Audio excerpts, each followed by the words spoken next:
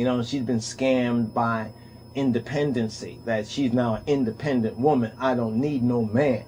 Or, you know, like I'm just a sperm donor, even though I'm there, you understand, before the pregnancy, during the pregnancy, at the birth, at the hospital, visiting every day, so forth and so on, that I didn't even question anything like paternity or whatever like that. And then, you know, you get to hear other stories and makes you think like, well, no, that can't be the case. A lot of men thought that couldn't be the case. You understand? Yet, there's a lot of duped daddies or duped fathers running around out there that will tell you in their own words and testimony that I thought the same thing. You understand? I mean, in fact, I know one brethren over by like the barber shop, you understand, who basically told me that, you know, him and his woman, they were married, legally, you know, married. She wanted a divorce, you know, and, you know, he was willing to grant her the divorce. So he had to go through all this court thing, right? So he went to court in order to get the, you know, disannulment of the marriage contract, blah, blah, blah, right?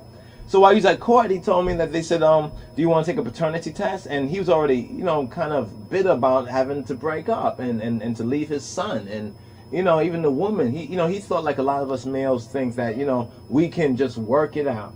All the signs that we've seen haven't told us something, but we can just work it out. You understand? So he was like, well, hey, I'm here already, so I'll take the paternity. You know, you think like, whatever, you know, like take the paternity, whatever, you know, take it. And he told me that when the results came back, I mean, the shocking thing of all shocking things, the child, I think this was probably one of the most hurtful moments.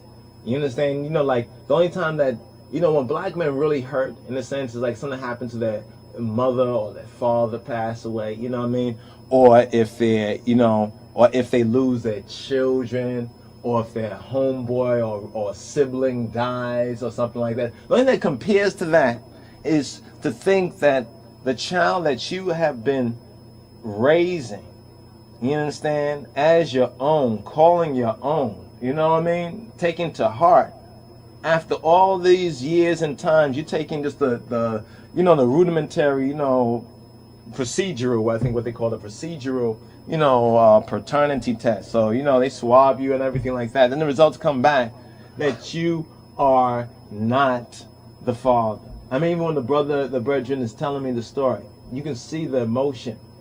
You know what I mean? Almost like when a man needs to sit down for a moment while he tells his story, because it really affects him to his core.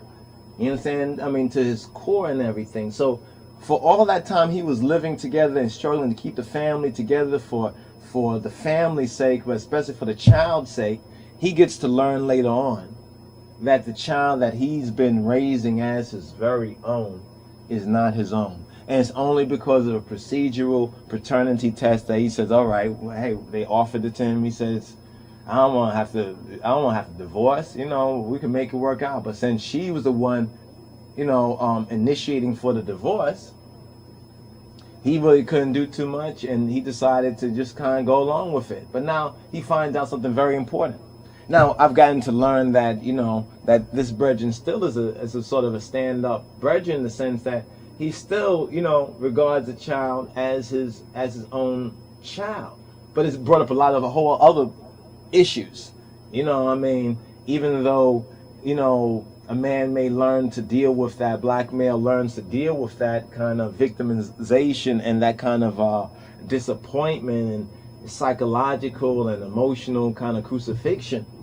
It's not like it goes away. This is why you see and hear those commercials on TV where it says that black men, you understand, are very likely to have high blood pressure, you understand, and stress-related illnesses, you understand, and to, you know, so-called die one way or the other. You understand? If they avoid the so-called streets, if they avoid the so-called bullets, then it's the, you know, hypertension and the stress-related illnesses, you know, that kill the black male disproportionately to any other group in society. I mean, even more than exploited children, the black male is more of a victim. Even more than so-called endangered animals, the black male is more of a victim of this PTSD, post-traumatic slave disordered society than even endangered animals, the black male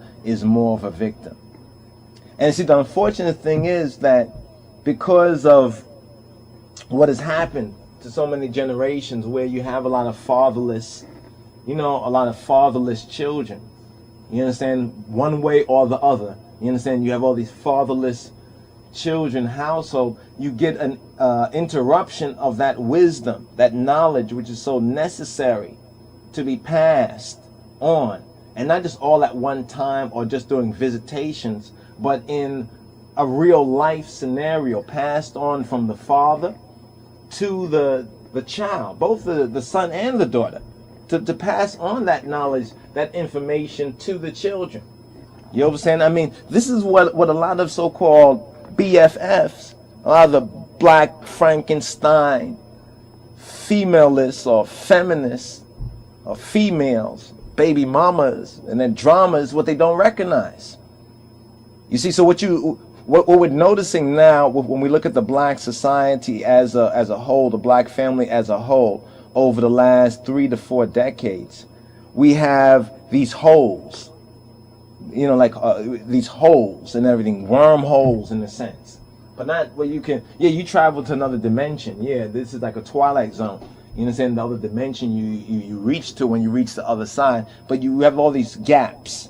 It's all these gaps where we have children being raised by single black mothers who have been adversely affected themselves, who have been dispolarized themselves, who have been made off-balanced by this PTSD, you understand, society, this PTSD system, you know what I'm saying, this so-called matrix system that we're living in.